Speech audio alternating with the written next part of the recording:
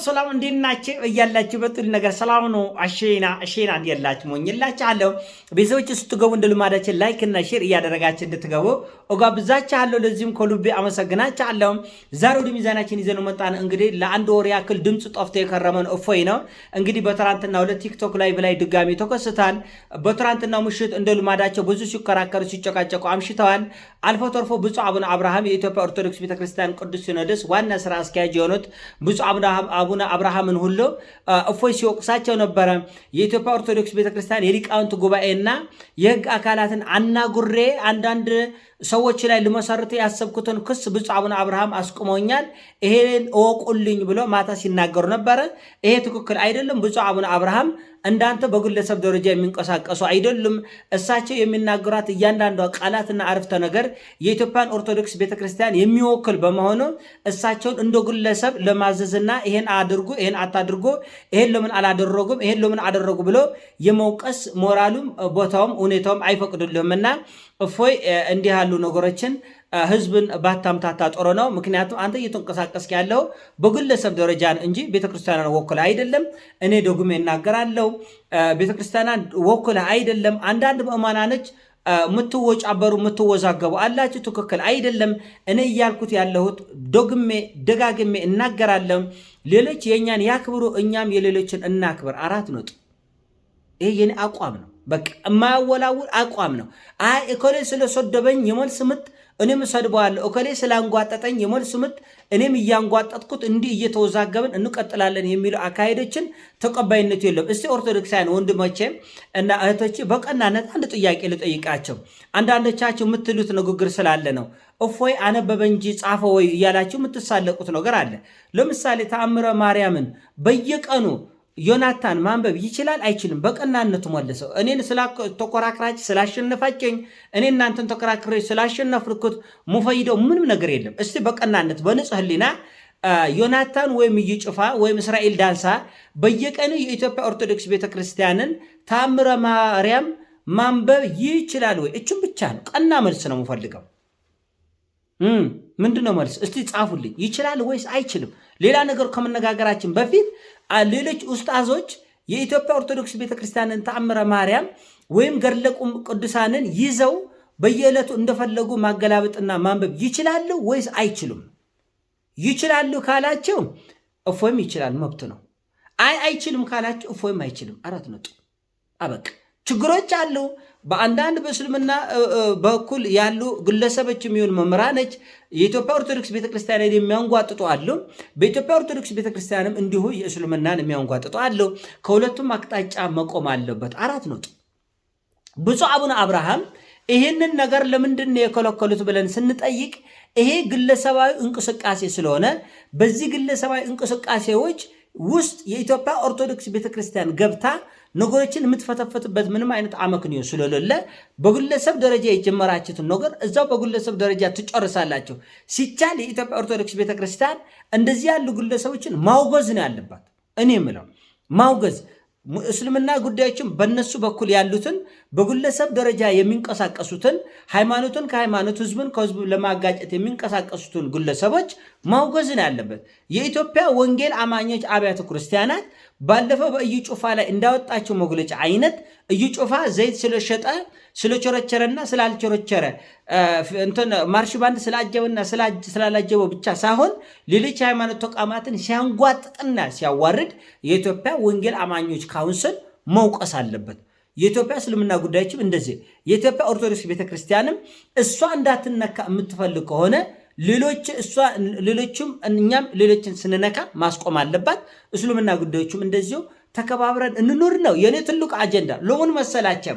በመቶ ሺዎች ደማችን ስለፈሰሰ፣ በዘር በሃይማኖት ስለተራረድን፣ በኑሮ በጫና በብዙ ችግሮች ስለተመሰቃቀልን፣ እጃችንም እግራችንም ያሰሩ እንደገናም ሊያስሩ የሚችሉ ችግሮች ከፊታችን ስላሉ አንዳንድ ችግሮችን ተመካክረን ተነጋግረን እናስወጉድ እኮ ነው የኔ ሐሳቤ እንጂ ግርግር ጦርነት ብታስነስብ እኔ እኮ በግሌ ምንም የሚጎልብኝ ነገር የለም። ሞት ነው። እኔ ትርፍ ህይወት ነው እየኖርክ ያለው። ስለምንም ደንታ የለኝም። የጥፍር የቆሻሻ ያክል የምቆጥረው ነገር የለም። ነገር ግን እናቶች፣ ህፃናት፣ ወንድሞች በሚሊዮኖች የሚቆጠሩ አቅመ ደካሞች የተጎዱበት በራሳችን የፈጠርነው ግርግር የተራረድነው ደማችን ያፈሰስነው ከበቂ በላይ ነው። በችግሮቻችን ላይ ሌላ ችግር ከመጨመር ይልቅ ሃይማኖቶች የማስታረቅና የማግባባት ግዴታ አለባቸው። እኔ አሁንም ማስበው ሃይማኖቶች የንትርክና የጭቅጭቅ መንስኤ ሳይሆን የሰላምና የመግባባት መንገድ ነው መሆን ያለባቸው። በዘር የተራረድነውን የተቆሳሰልነውን የተቀያየምነውን የተጣላነውን የተቆራረፍነውን ሃይማኖቶች ሊያስታርቁ ይገባል። ለሰላም የራሳቸው ሚና ሊጫወቱ ይገባል እንጂ እነሱም ሌላ የውዝግብ ምንጭ መሆን የለባቸውም። ኢትዮጵያ ኦርቶዶክስ ቤተክርስቲያን የምትሰበከው በራሳ እውነት እንጂ በሌሎች ጉድለትና ክፍተት ላይ አይደለም። ከእከሌ ላይ ምን ጉድለት አለ ተብሎ ልንፈልግ አይደለም። እከሌን እስቲ በምን ላሳጠው፣ እከሌ እስቲ በምን ላብሽቀው ተብሎ አይደለም። እስልምናም የሚሰበከው በራሷ እውነት ላይ በራሱ እውነት ሃይማኖቱ በያዘው በራሱ እውነት ላይ እንጂ በኦርቶዶክስ ወይም በፕሮቴስታንት ክፍተት ላይ አይደለም። ምን ክፍተት አለ ኦርቶዶክስ በምን እናብሽቃቸው? ምን ክፍተት አለ ጴንጤ ላይ በምን እናብሽቃቸው? ምን ክፍተት አለ ሙስሊም ላይ በምን እናብሽቃቸው የሚል የብሽሽቅ መንገድ ሳይሆን የሰላም ሚና ነው መጫወት ያለባቸው። ስለዚህ ብፁዕ አቡነ አብርሃም በነእፎይ በኩል የተሄደውን ነገር ማስቆማቸውና መመለሳቸው በጣም ተገቢነት ያለው ነው። ግለሰቦች በራሳቸው የፈጠሩትን ሁከትና ግርግር መንፈሳዊ ተቋማት ጋር ለማስተሳሰርና ለማያያዝ የሚሞክሩት አካሄድ ትክክል አይደለም። እውነቱ ለመናገር አሁንም ቢሆን የሃይማኖቶች ህብረት እንደ ፖለቲካ ፓርቲዎች መፎጋገሩን ትታችሁ እታች ችግር እንዳለ ታውቃላችሁ። ከእያንዳንዱ ሃይማኖቶች ውስጥ በቪዲዮ የተቀረጹ በማስረጃ የተቀመጡ አሉ። ከዚህም ሃይማኖት ከዛም ሃይማኖት ያንን ዶክመንት በማቅረብ ከእናንተ በኩልም እየሆነ ያለው ትክክል አይደለም፣ ከዚህ በኩልም እየሆነ ያለ ትክክል አይደለም፣ እናንተም ሰዎቻችሁን ምከሩ፣ እኛም ሰዎቻችንን እንሞከር ብለው እውነተኛ የመፍትሄ አካል መሆን አለበት። ይሄ የኢትዮጵያ የሃይማኖት ተቋማት ምናምን የሚለው ልክ እንደ ፖለቲካ ፓርቲዎች በጣም በመፎጋገር ላይ የተሞረኮዘ ግንኙነት ነው ያለ። ይህ ትክክል አይደለም። እውነተኛ ሰላምን ሊያመጣ የሚችል በህዝብ መካከል መቆራረብን፣ መተሳሰብን፣ መዋደድን፣ ይቅርታን መስበክ የሚችል መንገድ ነው ማሳየት ያለበት እና እኔ ሁልጊዜ ሞት ለሀገሪቱ ህዝብ ላይ እንዳይመጣ እፈራለሁ። ለምን? ህዝባችን ከሞላ ጎደል ትክክል ያልሆነውን መንገድ መርጧል። በሃይማኖት፣ በዘር፣ በታሪክ፣ በማንነት ብሽሽቅ፣ ማንጓጠጥ፣ ማዋረድ ብዙ ዋጋ አስከፍሎናል። በጣም ብዙ አንገታችንን የደፋንበት ነው። እስካሁን የመጣንበት መንገድ ከመላ ዓለም አንገታችንን ያስደፋን ድርጊት ውስጥ የገባን እኛ ነን። በ21ኛው መቶ ክፍለ ዘመን ወንድሙን ሰፈርና መንደር፣ ቀበሌ፣ ጎጥ ቆጥሮ ያረደበት የገደሉበት ዘግናኝ ጥቁር ታሪካችን የመዘገብንበት ነው ይሄ ትውልድ እና ማስቆም አለባቸው ነው የኔ ሐሳብ። እና የሆነ ቦታ ገደብ እናበጅለት ነው እና ሙስሊሞቹ ብፁዓን ናቸው ቅዱሳን ናቸው፣ ኦርቶዶክሶቹ ብፁዓን ናቸው ቅዱሳን ናቸው፣ ጴንጤዎቹ ብፁዓን ናቸው ቅዱሳን ናቸው ውስጥ አልገባውም። ሁሉም ጋር ችግር አለ፣ ሁሉም ጋር በጎ ነገር አለ። በጎ ነገር ይበዛል፣ የበዛውን በጎ ነገር እናብዛው። ጥቂቱ እርሾ ጥቂቱ መርዝ ሌላውን እንዳያጠፋ እንጠንቀቅ እኮ ነው። እኔ እንጠንቀቅ ነው ያልኩት እና እፎይ አነበቦ እንጂ ጻፈ አነበቦ እንጂ ሞይ ጻፈ ምናምን ትላለች። እንደዚህ ያለ የህፃን ልጆች ኬጂ 1 ኬጂ 2 የሚማሩ ህፃናት አለ ትምህርት ቤት ዝም ብለው የሚበሻሸቁ የሚፎጋገር እንደዛ አይደለም። እኛ ትልቅ ሰዎች ነን። ታምረ ማርያምን ቀርቶም አሁን በኢትዮጵያ ኦርቶዶክስ ቤተክርስቲያን ምግብ ተበልቶ የማይነበቡ መጽሐፍት አለ፣ ስርዓት አለ፣ ሁሉ ነገር ስርዓት አለ። ከሴት ጋር ተተኝቶ አድሮ የማይነበቡ መጽሐፍቶች አሉ። የኔ ጌታ ንጹህና ሻሮ ወስዶ ጽዱት ብለን የምታነባቸው ቅዱሳን መጽሐፍት አለ። ቤተክርስቲያን ስርዓት አላት።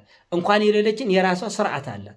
በራሷ ስርዓት ራሷን እንደምታከብር ነው ሌሎችን የምታከብር፣ ራሷን እንደምትጠብቅ ነው ሌሎችን የምትጠብቀው። እና እንዲህ ያሉ ነገሮች ቢታረሙ፣ እውነተኛውን መስመር ብንይዝ፣ ሰላምን የሚያመጡ ነገሮች ብንወስድ፣ የተራረድነን የተገዳደለ የተቀያየምነን የተኮራረፍነን ሃይማኖችን ማስታረቅ ብትችሉ፣ መንገዱን ብትጠርጉ፣ ሰላምን ብትፈጥሩ ይሻላል ነው እንጂ እናንተ ጭራሽ የሁከት የጭቅጭቅ የብጥብጥና የመገዳደልን መንገድ በር ከፋቾች ሆናችሁ መገኘት አንገት ያስደፋል፣ ያሳዝናል፣ ተስፋ የለው። በነገራችን ላይ ሃይማኖቶች ወደ ልባችሁ ተመልሳችሁ ህዝባችሁን ለማስታረቅ ካልፈለጋችሁ ወይም ደግሞ ተነሳሽነቱ ከሌላችሁ ጥሩ ጊዜ ከፊታችን እንደሌለ ወቁ። ጥሩ ጊዜ ካልመጣ ደግሞ ለተራው ህዝብ ብቻ አይደለም ለመንፈሳዊ አባቶችም ከፍ ብላችሁ ለተቀመጣችሁትም ውርደትና የጭንቅ ቀን ይመጣል። ለፖለቲከኞችም ውርደትና የጭንቅ ቀን ይመጣል። ህዝብ ሲኮብር አብራችሁ ትኮብራላችሁ፣ ህዝብ ሲዋረድ አብራችሁ ትዋረዳላችሁ። ስለዚህ ጥንቃቄ አድርጉ። እዚህ ላይ ሰሩበት ነው ማለት ነው። የኔ ሐሳብ ነው።